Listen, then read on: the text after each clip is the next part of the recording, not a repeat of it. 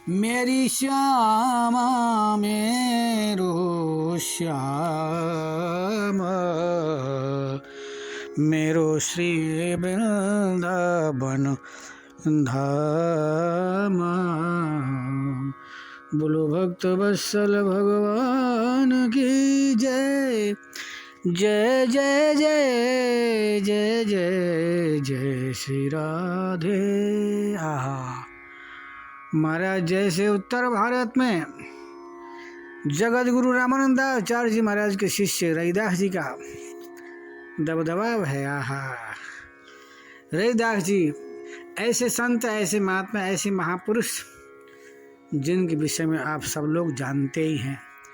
ऐसे ही महाराज महाराष्ट्र में एक संत हुए जिनका नाम चोखा मेला जी महाराज। आहा चोखा मेला भी अयोनिज थे। चोखा मेला स्वयं भगवान के अधरामृत से इनका जन्म हुआ है, इसलिए नाम के प्रति अद्भुत रुचि। आहा जब चोखा मेला भगवान का नाम लेते, साक्षात पंडरनाथ भगवान उनकी कुटिया में जाके बैठ के सुनते। तदाकार तद्रूप तन्मय होकर के चोखा मेला भगवान के नाम में महाराज सराबोर होते और पंडरीनाथ भगवान स्वयं उनकी कुटिया में जाके बैठ के सुनते। ये चोखा मेला जी महाराज। पंढरपुर में एक गरीब ब्राह्मण दंपति, बड़े भगवान के अनन्य प्रेमी, अनन्य भक्त, मन में इच्छा हुई, बहुत दिन हो गए पंडरनाथ भगवान का दर्शन नहीं कर पाए हैं, चलो पंडरनाथ भगवान का दर्शन करके आते हैं। कह करके पति पत्नी मन में सोचने लगे, पंडरनाथ भगवान के लिए कुछ न कुछ भेंट लेके जाना चाहिए। भगवान के मंदिर में जाओ, संतों से मिलने, महात्माओं से मिलने, महापुरुषों के पास जाओ, गुरुजनों के पास जाओ, कुछ लेके जाओ। महाराज आम खरीद लिया, पके आम खरीद लिया और चल दिया। ऐसे प्रेमी महाराज ब्राह्मण दंपति की वस्तु से भगवान कितना प्यार प्रेम करते हैं। भगवान को इतनी चैन कहाँ है। ब्राह्मण दंपति बस चल रहे मंदिर में, भगवान से रहा नहीं गया। स्वयं पंडरनाथ भगवान संत वेश में आ गए। अरे भगत जी, मुझे ऐसी भूख लग रही, ऐसी भूख लग रही, भूख के मारे प्राण निकल रहे हैं। और सुनो, आपकी झोली में से आम की सी खुशबू आ रही है, 2-4 आम खिला दो तो मेरे प्राण बच जाएंगे, वरना तो मैं तो मर ही जाऊंगा। प्राण निकल रहे हैं भूख के मारे। महाराज ब्राह्मण दंपति मन में सोचने लगे, आखिर ये संत भगवान भी चलते फिरते पंडरनाथ भगवान का ही तो स्वरूप है, इनको खिलाओ। महाराज आखिर भगवान थे, संत साक्षात पंडरनाथ भगवान ही संत बन के आए थे। इतनी मीठी प्यारी सुमधुर वाणी, वेशभूषा अद्भुत। महाराज आकर्षण तो होता ही है। अब तो ब्राह्मण देव एक एक आम देते जा रहे हैं, खाते जा रहे हैं। आहा आम चूस लिया, चूसने के बाद वो गुठली महाराज ब्राह्मणी की झोली में डाल दिया, चुनरी में डाल दिया। अगर आप होते, हम होते तो यही कहते, अरे कैसो बाबा है भाई, जूठी गुठली, आम की गुठली पनितानी के आंचल में, चुनरी में, झोली में। परंतु संतों के प्रति, महात्माओं के प्रति, महापुरुषों के प्रति सर्वतोभावेन समर्पित ब्राह्मण दंपति खुश हो गए। देवी तेरे तो भाग्य खुल गए, तुम सुरक्षित रखो, बाद में हम दोनों लेंगे। अब तो महाराज भगवान ने ऐसी लीला करी, ऐसी लीला करी, 2 किलो आम खा गए। ब्राह्मण देव को पता ही नहीं चला। अरे देवी, हम लोगों ने तो पंडरनाथ भगवान के लिए आम खरीद लिया था, परंतु ये संत जी, महात्मा जी सब आम खा गए। कोई बात नहीं, चलो संत भगवान की सेवा भी भगवान की सेवा से कम नहीं है। आहा अब महाराज चलो सुनो, आगे जा कर के बैठ के फिर संत भगवान का अधरामृत आहा हम खाएंगे, चूसेंगे। ब्राह्मण देव आगे चल पड़े। बेचारी सीधी सादी भोली भाली गांव की अनपढ़ अशिक्षित अनजान ब्राह्मणी पीछे पीछे चल रही थी। अब धीरे धीरे मारा वो झोली तो बहुत वजन हो गया झोली में। ब्राह्मणी मन में सोचने लगी इतना वजन पहले तो था नहीं, अब कैसे है गो। देखा तो महाराज आहा इतना सुंदर प्यारा बालक किलकारियां भर रहा है। बेचारी सीधी सादी ब्राह्मणी मन में सोचने लगी ये बालक कहाँ से आए हो। हे भगवान, वो आम की गुठली तो बालक बन गो। पता नहीं पंडित जी क्या भला बुरा कहेंगे। डर गई।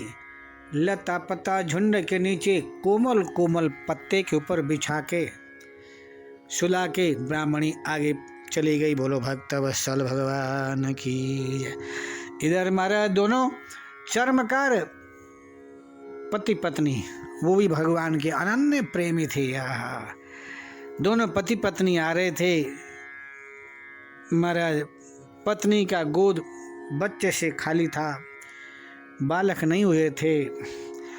तो पत्नी बोली स्वामी कितना सुंदर बालक, देखो मेरी मुँह देख के हंस रो है, या गोद में ले लूं। अनाथ बालक है, इसका कोई नहीं है।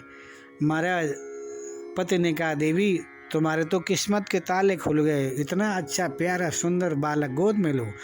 जैसे ही गोद में ले लिया आहा स्तन में से दूध की धारा निकलने लगी। इसलिए हमारा इनकी जाति चर्मकार जाति हुई।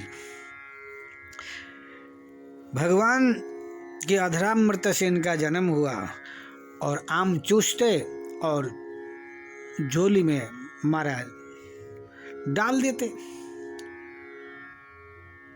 तो इसलिए इनका नाम चोखा मेला हुआ।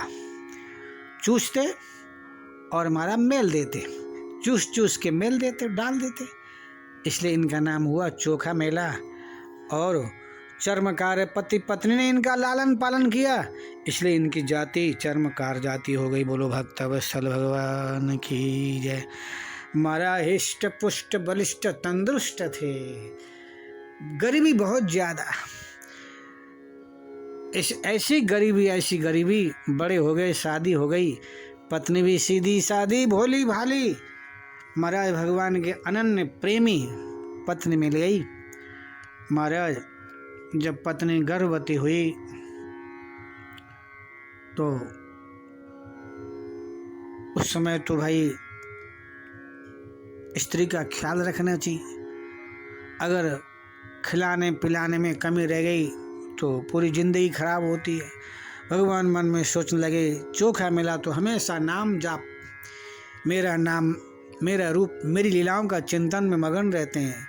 बेचारी ये माताजी का बालक होने वाला, गर्भवती हैं, और इनकी सेवा कौन करेगा, इनका देखभाल कौन करेगा। भगवान को चिंता हो गई।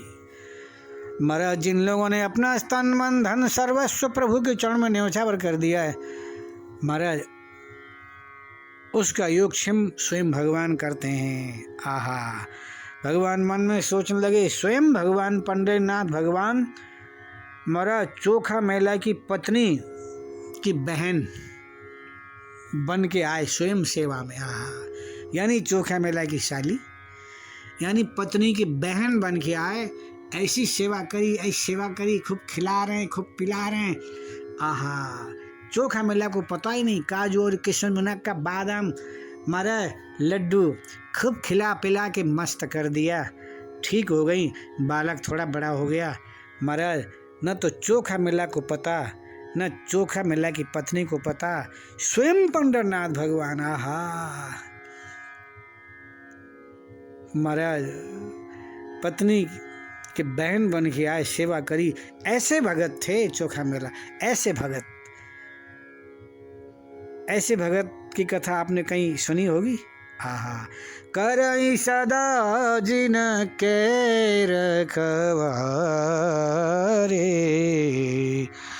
जिमि बालक ही राख महतारे, जिस तरह से एक माता एक पिता बच्चे की रखवाली करते हैं, हमारा ख्याल रखते हैं, इसी तरह से भगवान ने चोखा मेला की पत्नी का इतना ख्याल रखा, ऐसी सेवा करी। अब तो वो भी हिष्ट पुष्ट बलिष्ठ तंदुरुस्ती। आहा, चोखा मेला इतने गरीब फिर भी हमेशा मस्त रहते, प्रसन्न रहते, उमंग उत्साह में प्रफुल्लित रहते।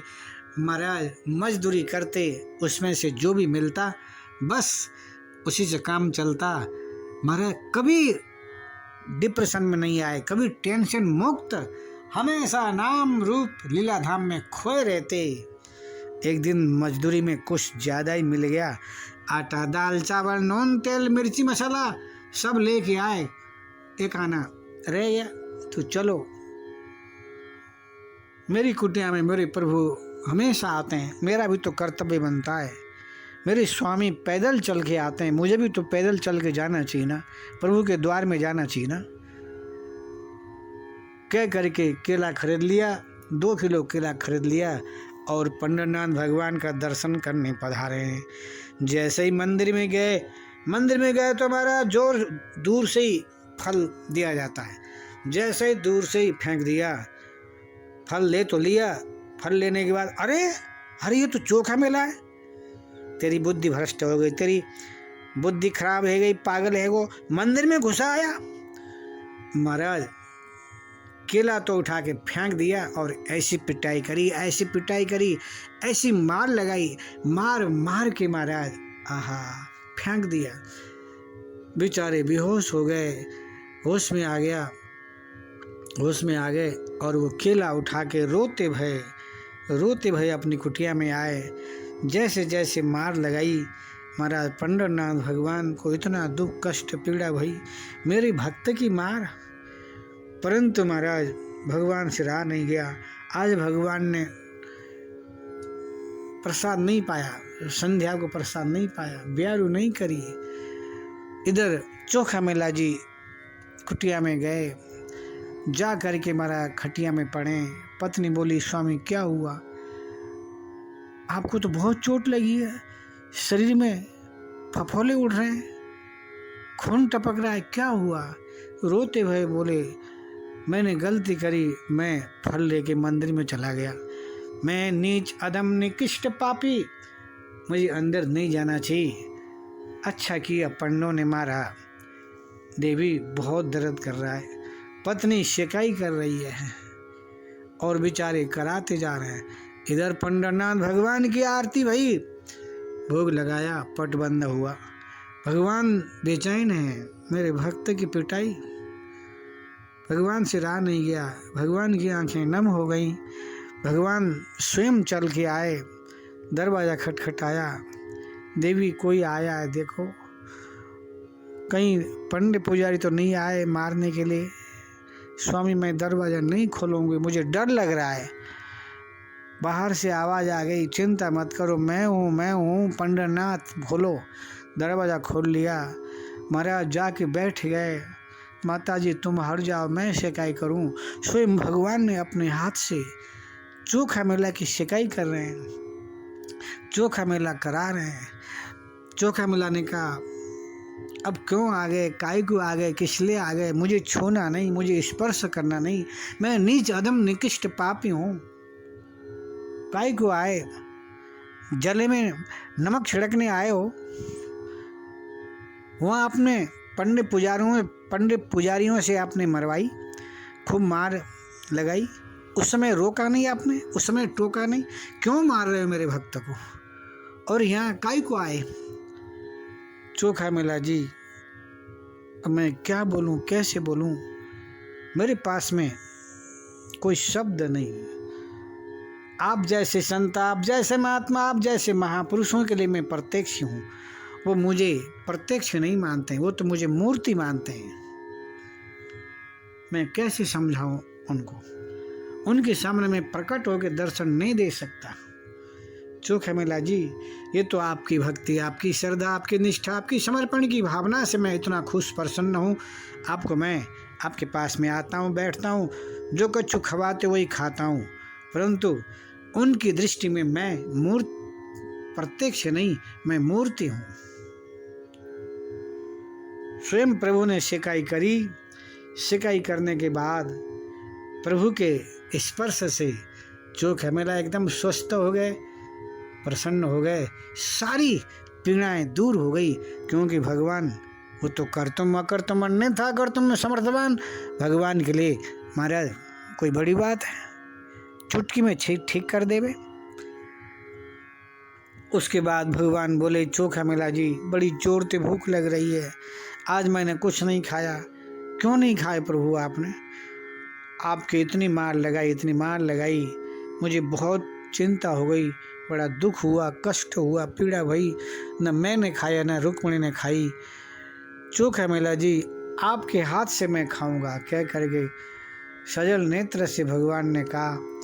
चोखा मेला केला खिलाते जा रहे हैं। आहा, खा गए केला, पेट भर गया। बस चोखा मेला जी पेट भर गया है। और 4 केला जब महाराज बांधने लगे, साफी में बांधने लगे, पीताम्बर में बांधने लगे, तो चोखा मेला जी बोले, ये गठबंधन क्यों कर रहे हो? ये केला क्यों बांध रहे हो? चोखा मेला जी आपको पता है, मैंने नहीं खाया तो रुक्मिणी भी नहीं खाई, वो भी बेचारी भूखी है, वो भी पति परायण है ना। अब मैं जाऊंगा, पूछेंगे कहाँ गए थे, मुझे तो कहना पड़ेगा चोखा मेला के यहाँ गया था, केला खा के आया, फिर नाराज हो जाएंगे, आपने मुझे लेके नहीं आए, बेचारी वो भी भूखी है, उनको ले जाऊं? हाँ ले जाओ प्रभु। जैसे ही अब कल सोए पर प्रातःकाल पता चलेगा केला क्यों ले आए। केला लेकर के आए महाराज, जैसे ही आए, आते आते महाराज प्रातःकाल हो गया, मंदिर का दरवाजा खुल गया। जैसे ही दरवाजा खुलते ही लोगों ने देखा केला, ओहो फिर घुस गया, कहाँ से घुस गो, किधर से घुस गो, देख लो कितना बदमाश है, फिर घुस गया, देखो केला लेके आया। अब इसकी खैर नहीं है, इसको छोड़ेंगे नहीं, मार डालेंगे। फिर लाठी डंडे लेके आए, महाराज कुटिया से खींच के बाहर ले आए। इतनी मार लगाई, इतनी मार लगाई, बेहोश हो गए। लोगों ने कहा कल भी तुमने मार लगाई, आज भी मार रहे हो, बेचारा मर जाएगा, छोड़ दो। वो जमाना था उस समय, कोई किसी को रोक नहीं सकता, बोल नहीं सकता। बेहोश पड़े। जैसे ही महाराज होश में आ गए, पत्नी उठा के कुटिया में ले गई। महाराज इधर पंडरनाथ भगवान ने भीतर से सांकर लगा दी, दरवाजा बंद कर लिया। अब नहा धो के शुद्ध पवित्र अप्रेस में तिलक बिलक करके कपड़े पहन के जैसे ही दरवाजा खोलने लगे, दरवाजा बंद। अरे भीतर कौन घुस गया? किसने दरवाजा बंद किया? कहीं दोबारा तो नहीं आया? वो भीतर से आवाज आ गई, अब दरवाजा नहीं खुलेगा, खुलेगा नहीं, खुल सकता नहीं। तुमने मेरे भक्त की पिटाई करी, तुम्हारा सर्वनाश होगा। अब मैं दरवाजा नहीं खोलूंगा। मेरी पूजा करते हो, मेरी आराधना करते हो, दंडवत प्रणाम करते हो, फेरी लगाते हो, भोग लगाते हो, और मेरे भक्त की पिटाई करते हो। अब दरवाजा नहीं खुलेगा। महाराज पंडित पुजारी रोने लगे, प्रभु हम नहीं जानते थे, हम नहीं समझ पाए। चोखा मेला आपका इतना अनन्य प्रेमी, न तो आपने बताया न उसने बताया। भगवान गलती हो गई, प्रायश्चित्त बताओ, जो प्रायश्चित्त कहोगे वो करेंगे। भीतर से आवाज आ गई, मेरी पालकी लेकर के जाओ, यहीं से ही दंडवत करते हुए जाओ, और उनको नहलाओ धुलाओ, कपड़े पहनाओ, पालकी के ऊपर बैठा के ले आओ, और ले आकर के मेरे सामने साष्टांग दंडवत करो, कान पकड़ के क्षमा याचना मांगो। अगर उन्होंने क्षमा कर दिया तो मैं क्षमा करूँगा, वरना त्रिकाल में क्षमा नहीं करूँगा। क्या करके प्रभु ने जब पंडित पुजारियों से कहा, पंडित पुजारियों के होश उड़ गए। ऐसे प्रेमी संत चोखा मेला। आहा, महाराज स्वयं पंडरनाथ भगवान की पालकी लेके गए और दंडोत प्रणाम करते हुए गए। बेचारे चोखा मेला पत्नी डर गए, अब क्यों आ गए? महाराज दंडोत कर रहे हैं, स्तुति कर रहे हैं, प्रार्थना कर रहे हैं। चोखा मेला जी आपको हम नहीं जान पाए, नहीं पहचान पाए, आप इतने ऊंचे भगवान के अनन्य प्रेमी। प्रभु ने आपको लेने के लिए पालकी भेजा है। महाराज हमसे भूल हो गई, हमसे गलती हो गई, आप क्षमा करो। और कपड़े पहनाए जबरन, वो तो मना कर रहे थे, कपड़े पहनाए, पालकी में बैठाया, महाराज घंटी घड़ियाल शंखनाद जय जयकार करते हुए लेके आए। उसके बाद पंडरनाथ भगवान के सामने दंडोत करी, प्रणाम किया, क्षमा याचना किया, प्रभु हमसे भूल हो गई, गलती हो गई, आपके भक्त चोखा मेला पधारे हैं, दरवाजा खोलिए। जब तक मेरे भक्त नहीं कहेंगे तब तक दरवाजा नहीं खोलूंगा। रोते भय सजल नेत्र से चोखा मेला जी ने कहा, प्रभु आप दरवाज़ा खोलिए, ये पंडित पुजारियों कोई गलती नहीं, मेरा सारी गलती मेरी है, मैं नीच अधम निकृष्ट मंदिर में नहीं आना चाहिए, मेरी भूल हो गई, दरवाज़ा खोलो। महाराज भक्त की आवाज़ सुनते ही पंडरनाथ भगवान ने दरवाज़ा खोल लिया है और नीचे आए हैं। महाराज चोखा मेला चरणों में लेट गए, उठाया, छाती से लगाया, सजल नेत्र से भगवान ने कहा, चोखा मेला जी आपको बहुत मार पड़ी है मेरी वजह से, मैं आपकी रक्षा नहीं कर पाया, मैं कैसा भक्त हूँ, कह करके सबके सामने सजल नेत्र से भगवान ने कहा। अब होश उड़ गए, पंडित पुजारियों के होश उड़ गए। आज भी जब पंडरनाथ भगवान का दर्शन करने लोग जाते हैं, चोखा मेला की समाधि ठीक पंडरनाथ भगवान के मंदिर के सामने है। जो भी पंडरनाथ भगवान का दर्शन करने जाता है, सबसे पहले चोखा मेला की समाधि परिक्रमा दंडोत प्रणाम करने के बाद ही पंडरनाथ भगवान का दर्शन होता है। बोलो भक्तवत्सल भगवान की। महाराज चोखा मेला मजदूरी करते एक बार दीवार टूट गई, छत टूट गई, दब गए, कई मजदूर दब गए। महाराज लोग सबको निकालने गए। लोगों ने कहा, चोखा मेला का सब कौन सा है?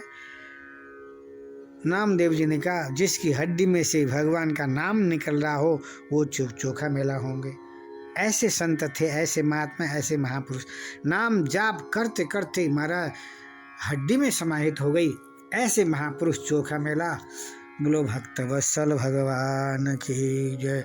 ये कथा हमने इसलिए सुनाई, महाराज जाति पाति पूछे नहीं कोई, हरि को भजे सो हरि को होई।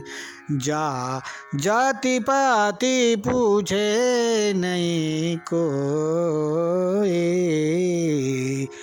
हरि को भजे सो हरि को होए। आप ब्राह्मण हैं, क्षेत्रीय हैं, वैश्य हैं, शूद्र हैं, हिंदू हैं, मुस्लिम हैं, सिख, ईसाई हैं, भगवान को जाति पाति कुल खानदान से कोई लेना देना नहीं है। मेरे प्यारे भाई बहनों, भगवान को लेना देना केवल प्यार प्रेम से है।